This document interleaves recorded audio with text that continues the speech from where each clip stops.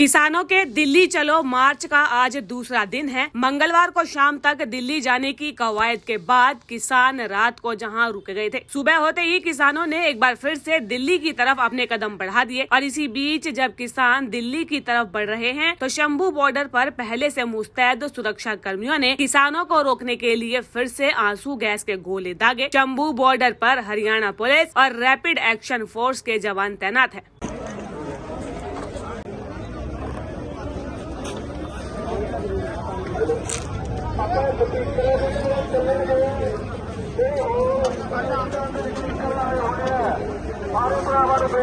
बंद करना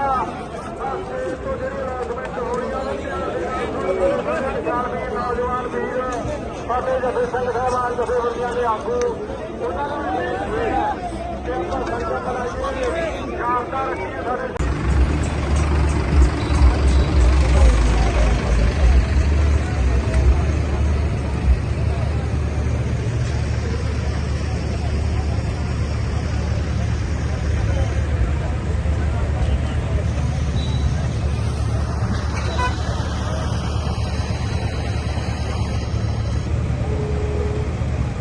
मंगलवार को भी सुरक्षा कर्मी लगातार किसानों पर आंसू गैस के गोले छोड़ते रहे ताकि वे आगे ना बढ़े। किसानों के साथ टकराव के बीच में सुरक्षा कर्मियों ने रबड़ की गोलियां भी दागी, जिसमें 50 से ज्यादा किसान और कुछ पत्रकार भी घायल हुए हैं। हालांकि किसानों के साथ टकराव में 20 से ज्यादा सुरक्षा कर्मी भी घायल हुए। पंजाब किसान मजदूर संघर्ष कमेटी के महासचिव सरवन सिंह पंढेर का कहना है कि भारतीय इतिहास का काला दिन है कि किसानों के खिलाफ आंसू गैस का इस्तेमाल किया गया, लेकिन हम पीछे नहीं हटेंगे, अपनी मांगों को लेकर दिल्ली की तरफ बढ़ेंगे।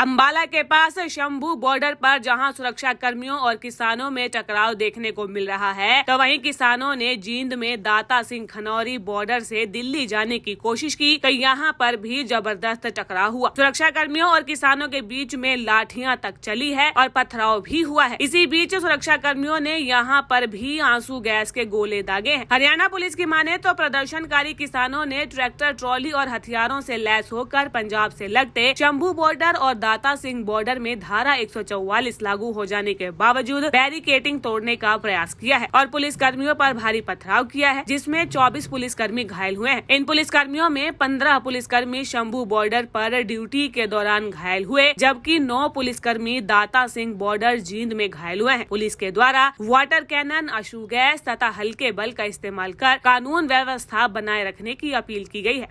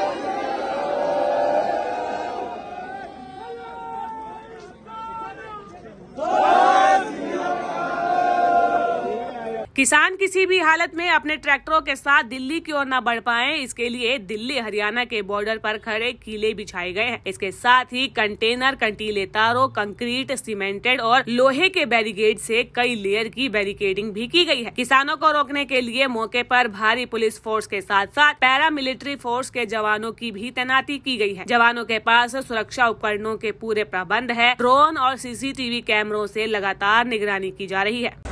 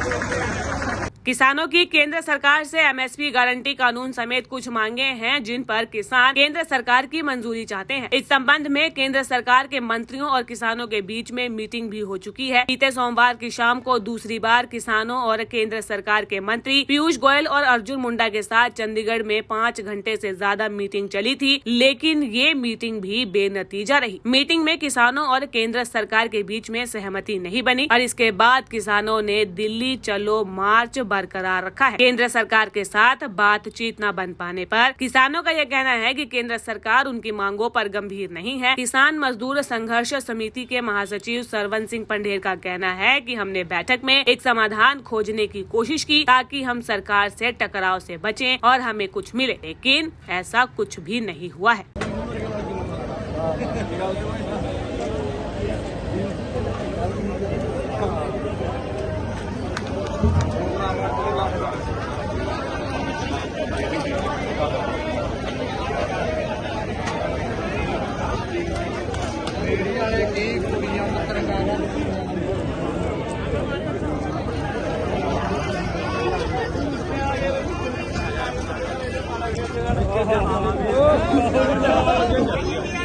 कल हवा नहीं